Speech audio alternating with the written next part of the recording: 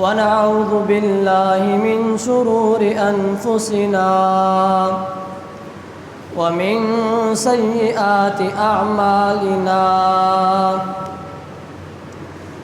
من يهده الله فلا مضل له ومن يضلله فلا هادي له وأشهد أن لا إله إلا الله وحده لا شريك له وأشهد أن محمدًا عبده ورسوله. أعوذ بالله من الشيطان الرجيم. يا أيها الذين آمنوا اتقوا الله حق تقاته ولا تموتن إلا وأنتم مسلمون. يا أيها الناس اتقوا ربكم الذي خلقكم من نفس واحدة وخلق منها زوجها وبث منهما رجالا كثيرا ونساء واتقوا الله الذي تساءلون به والأرحام إن الله كان عليكم رقيبا. يا أيها الذين آمنوا اتقوا الله وقولوا قولا سديدا يصلح لكم أعمالكم ويغفر لكم ذنوبكم ومن يطع الله ورسوله فقد فاز فوزا عظيما. أما بعد فإن خير الحديث كتاب الله وخير الهدي هدي محمد صلى الله عليه وسلم وشر الأمور محدثاتها وكل محدثة بدعة وكل بدعة ضلالة وكل ضلالة في النار. قال الله تبارك وتعالى في القرآن المجيد والفرقان الحميد واستعينوا بالصبر والصلاة. وقال الله تبارك وتعالى في مقام آخر حافظوا على الصلوات والصلاة الوسطى. محترم عزیز بھائیو، اللہ رب العزت اس کائنات کو پیدا کرنے والا ہے، اس کائنات کا خالق ہے۔ جتنے بھی انسان اس دنیا کے اندر آئے، اللہ رب العزت نے کسی بھی انسان کو بے مقصد پیدا نہیں کیا۔ ہم انسان بذات خود اگر کوئی کام کرتے ہیں تو ہمارا اس کام کرنے کا مقصد ضرور اس کام کے پیچھے کوئی نہ کوئی مقصد ہوتا ہے، اور وہ جس نے ہمیں پیدا کیا، جو ہمارا خالق ہے، اگر وہ کسی چیز کو بنائے گا تو بے مقصد پیدا کیسے کر سکتا ہے؟ اللہ رب العزت نے قرآن کریم میں ہمیں پیدا کرنے کا مقصد بیان کرتے ہوئے فرمایا۔ رب تعالیٰ فرماتے ہیں، سورہ ذاریات ہے، وَمَا خَلَقْتُ الْجِنَّ وَالْإِنسَ إِلَّا لِيَعْبُدُونَ، کہ میں نے جن و انس کو پیدا کیا لیکن بے وجہ پیدا نہیں کیا، بے مقصد پیدا نہیں کیا، میرا جنوں اور انسانوں کو پیدا کرنے کے پیچھے ایک مقصد ہے۔ وہ مقصد کیا ہے؟ لیعبدون، تاکہ وہ میری عبادت کرے، تاکہ وہ میری بندگی کرے۔ اللہ رب العزت نے ہر امت پر عبادت فرض کی، نماز ہر امت پر فرض کی گئی۔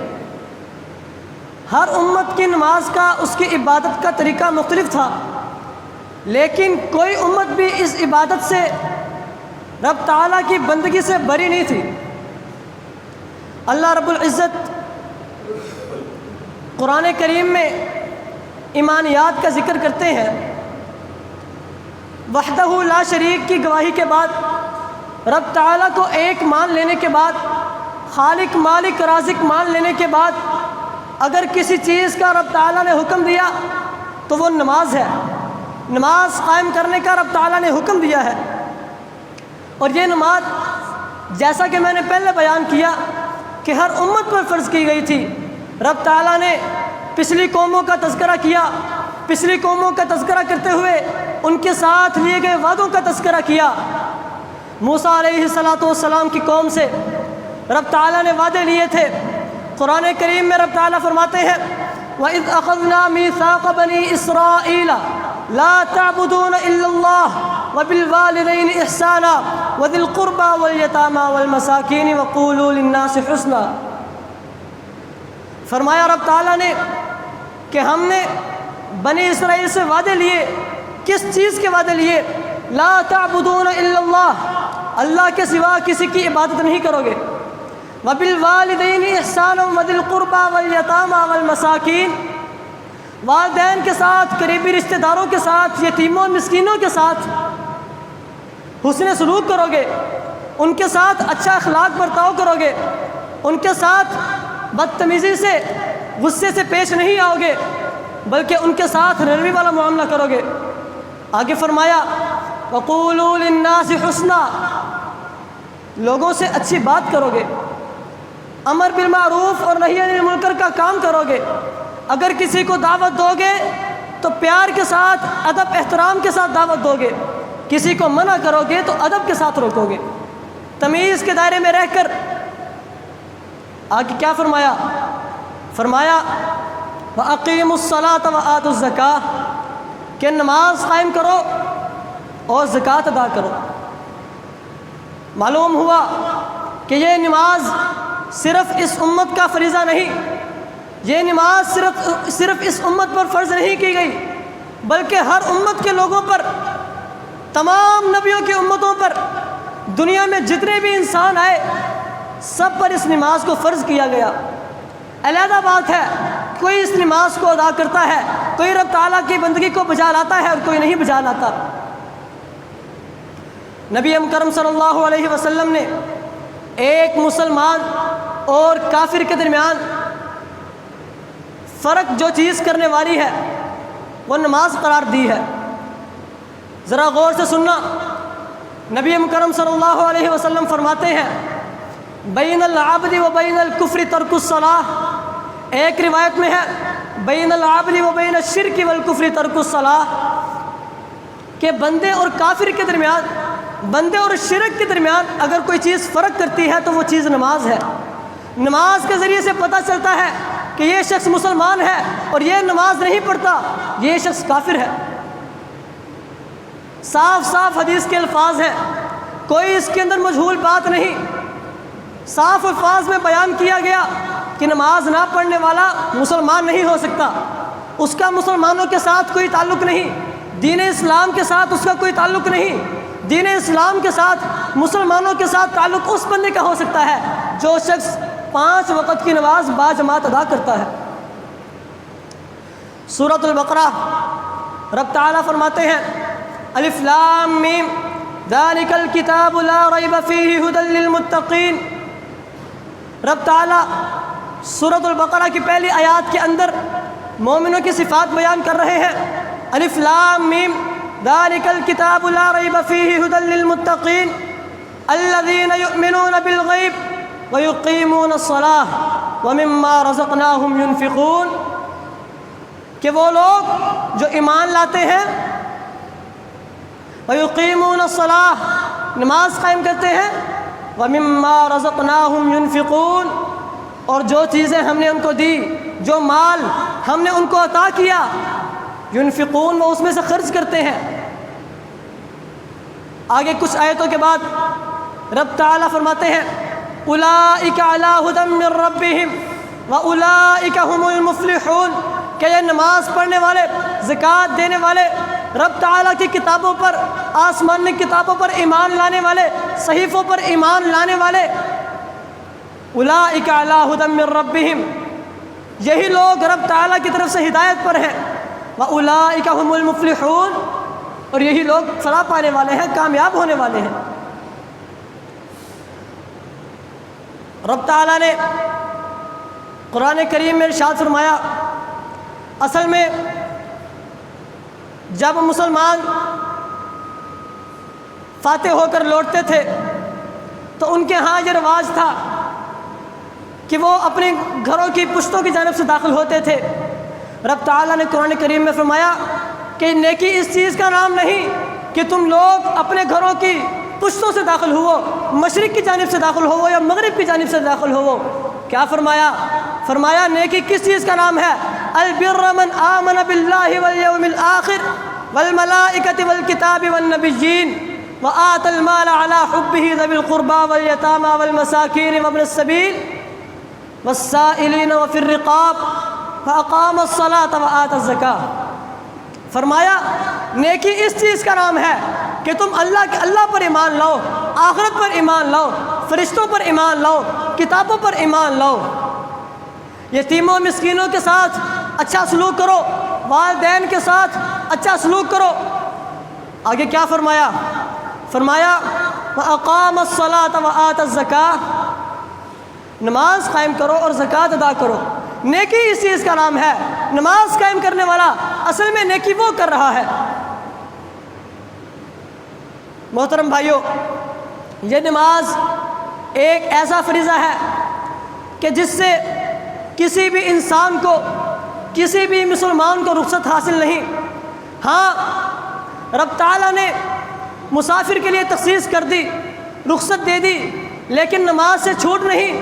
رخصت کس چیز کی؟ بندہ سفر میں ہے، 4 نہیں پڑھ سکتا، 2 رکعت پڑھ لے۔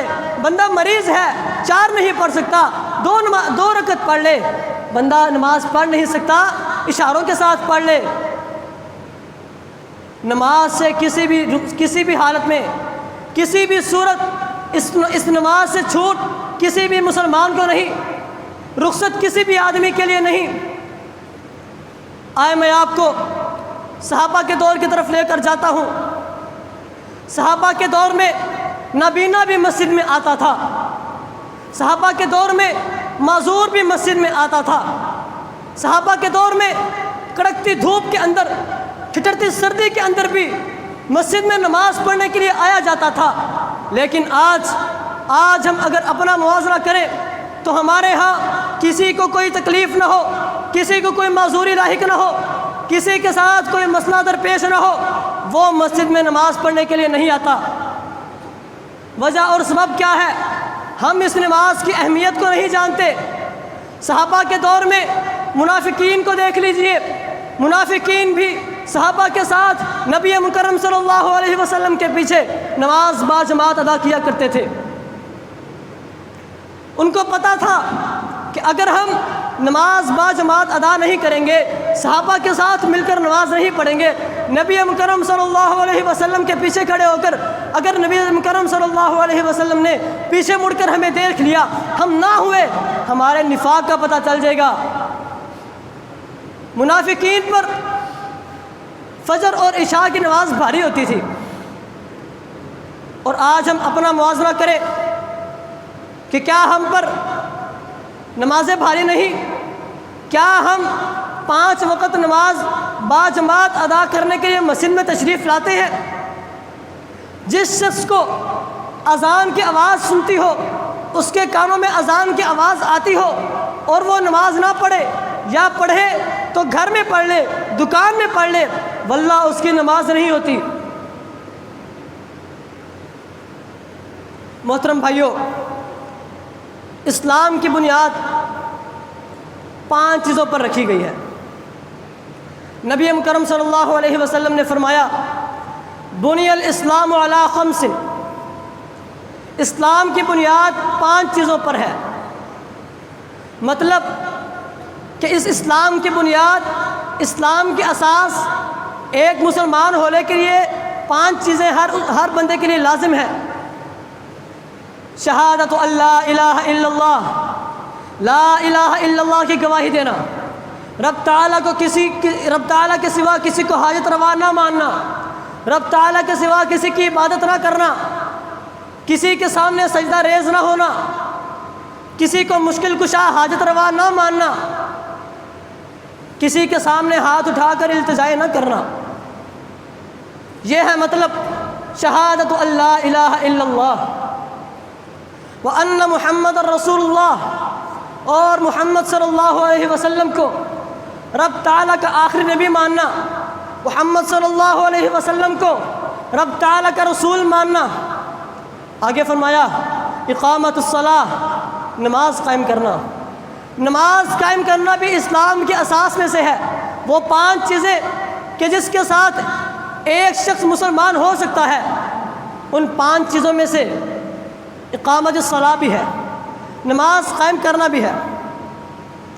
قیامت کا دن ہوگا، کامیاب وہی شخص ہوگا جو نماز کو باجماعت ادا کرتا ہوگا۔ نبی مکرم صلی اللہ علیہ وسلم نے فرمایا کل قیامت کا دن ہوگا، میں اپنی امت کو حوض کوثر کا جام اپنے ہاتھوں سے پلا رہا ہوں گا۔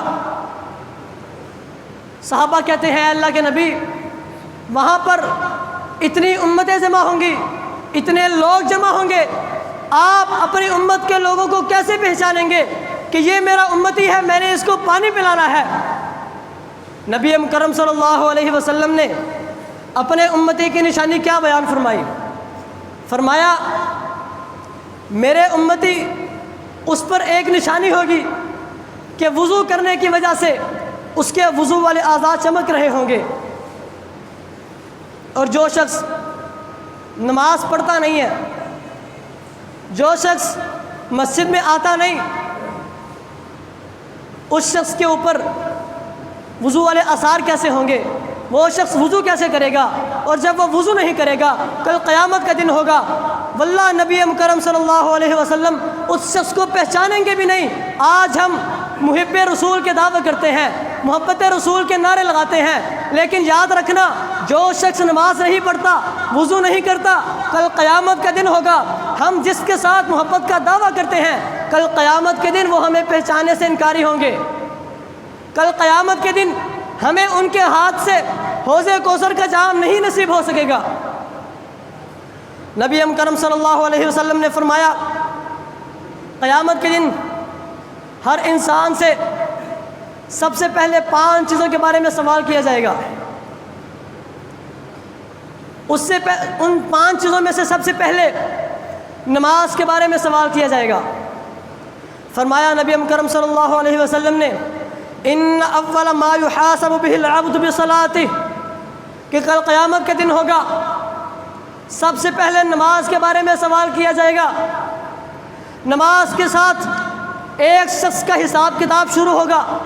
فَإِن صَلَحَتْ فَقَدْ أَفْلَحَ وَأَنجَحَ، جو شخص اس نماز میں کامیاب ہو گیا، اس نماز کے ٹیسٹ میں کامیاب ہوگا، اس نماز کے پیپر میں کامیاب ہو گیا، فقد افلح وانجح، وہ فلاح پا گیا، قیامت والے دن وہ نجات پا گیا۔ باقی تمام سوال، باقی تمام حساب کتاب اس سے آسان ہو جائیں گے، اس کے لیے ان کا جواب دینا کوئی مشکل نہیں ہوگا۔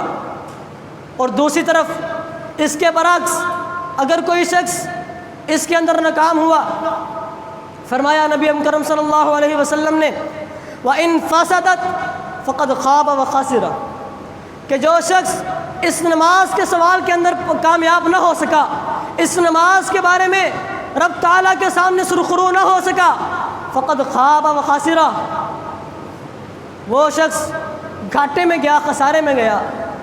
کل قیامت کے دن اس کے باقی معاملات کی رب تعالیٰ کو کوئی پرواہ نہیں، کہ جو شخص دنیا میں رہ کر نماز نہیں پڑھتا تھا۔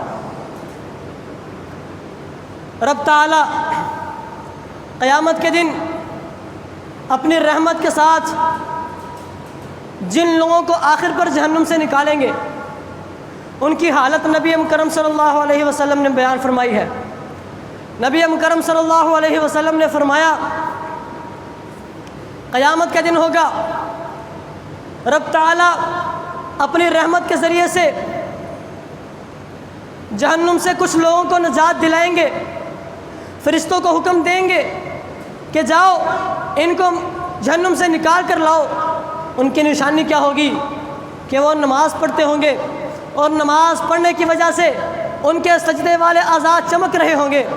نبی مکرم صلی اللہ علیہ وسلم نے فرمایا اذا اراد اللہ رحمتا من اراد من اہل النار، وہ لوگ جو جہنم میں جا چکے ہوں گے، اللہ رب العزت کل قیامت کے دن جب ان کو جہنم سے نکالے گا فرشتوں کو حکم دے گا، امر اللہ الملائکہ، اللہ رب العزت فرشتوں کو حکم دیں گے ان یخرجوا من کان یعبد اللہ، کہ ان لوگوں کو جہنم سے نکال لو، ان لوگوں کو جہنم سے رہا کر دو۔ کن لوگوں کو؟ من کان یعبد اللہ، جو اللہ رب العزت کی عبادت کرتے تھے۔ فرشتے ان لوگوں کو کیسے پہچانیں گے کہ یہ شخص رب تعالیٰ کی عبادت کرتا تھا اور یہ شخص رب تعالیٰ کی عبادت سے انکاری تھا؟ فرمایا فَيُخْرِجُونَهُمْ وَيَعْرِفُونَهُمْ بِآثَارِ السُّجُودِ، کہ فرشتے ان لوگوں کو ان کے سجدے والے اعضاء کی چمک کی وجہ سے پہچانیں گے، ان کے سجدے والے اعضاء کے اثرات کی وجہ سے پہچانیں گے۔ فرمایا نبی مکرم صلی اللہ علیہ وسلم نے حرم اللہ علی النار ان تأکل اثر السجود، اللہ رب العزت نے جہنم کی آگ پر حرام کر دیا کہ وہ نماز پڑھنے والوں کے سجدے والے اعضاء کو کھائے گی۔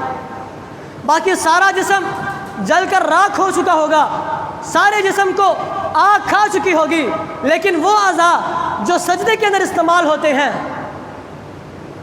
اللہ رب العزت نے آگ پر ان اعضاء کو کھانا حرام کیا ہے، ان اعضاء کو جلانا حرام کیا ہے۔ اور جو شخص نماز پڑھتا نہیں ہے وہ سجدہ کیسے کرے گا؟ بات ہمارے لیے یہاں پر ایک تنبیہ کی ہے کہ ہم میں سے ہر شخص آج اپنا موازنہ کرے کہ کیا ہم نماز با جماعت ادا کرتے ہیں، کیا ہم رب تعالیٰ کی بندگی کا ثبوت دیتے ہیں؟ محترم بھائیوں، یہ نماز اس کی بہت فضیلت ہے۔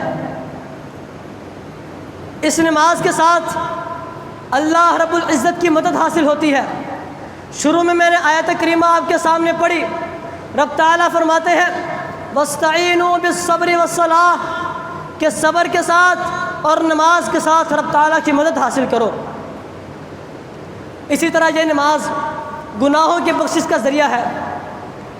ایک دفعہ ایک آدمی نبی مکرم صلی اللہ علیہ وسلم کے پاس آیا، کہنے لگا اے اللہ کے نبی، میں نے گناہ کیا ہے، مجھ پر حد لاگو ہو گئی ہے، اے اللہ کے نبی مجھے حد لگا دیجئے۔ نبی مکرم صلی اللہ علیہ وسلم نے اس شخص کا کوئی جواب نہ دیا۔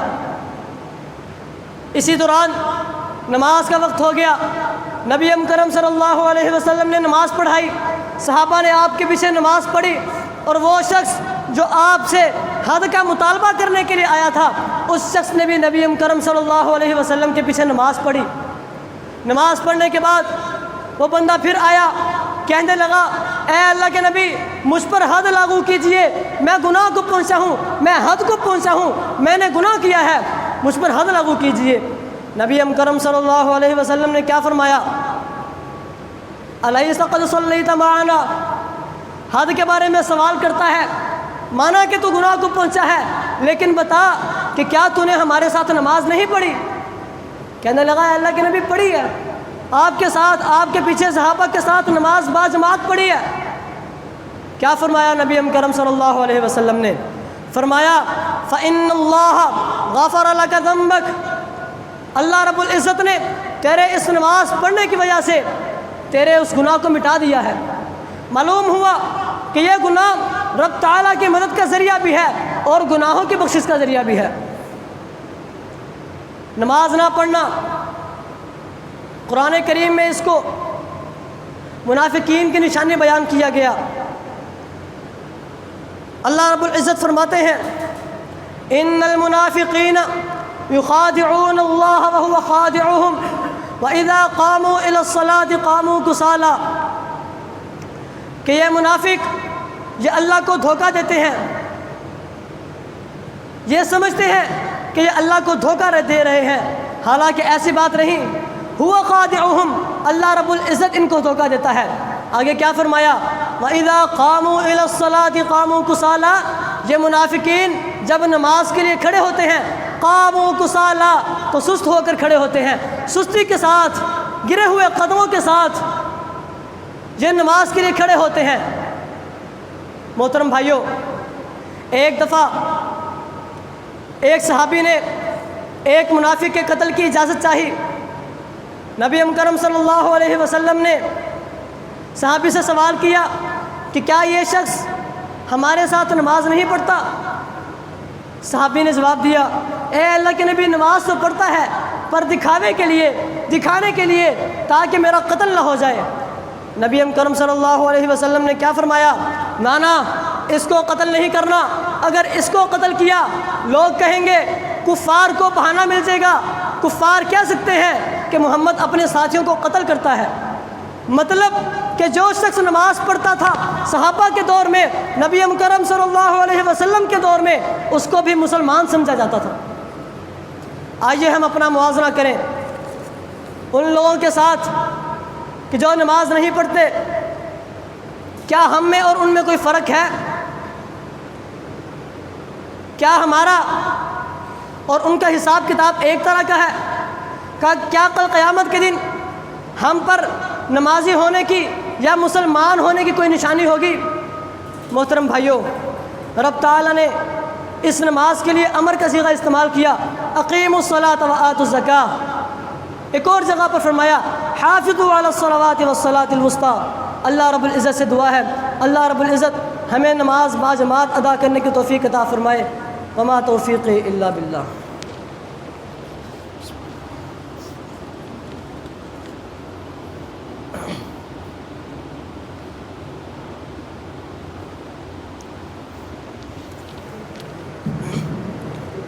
ان الحمد لله نحمده ونستعينه ونستغفره ونعوذ بالله من شرور انفسنا ومن سيئات اعمالنا، من يهده الله فلا مضل له ومن يضلله فلا هادي له، واشهد ان لا اله الا الله وحده لا شريك له، واشهد ان محمدا عبده ورسوله۔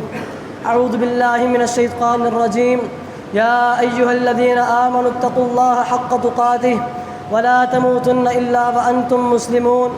يا أيها الناس اتقوا ربكم الذي خلقكم من نفس واحدة وخلق منها زوجها وبث منهما رجالا كثيرا ونساء، واتقوا الله الذي تساءلون به والأرحام إن الله كان عليكم رقيبا۔ يا أيها الذين آمنوا اتقوا الله وقولوا قولا سديدا يصلح لكم أعمالكم ويغفر لكم ذنوبكم، ومن يطع الله ورسوله فقد فاز فوزا عظيما۔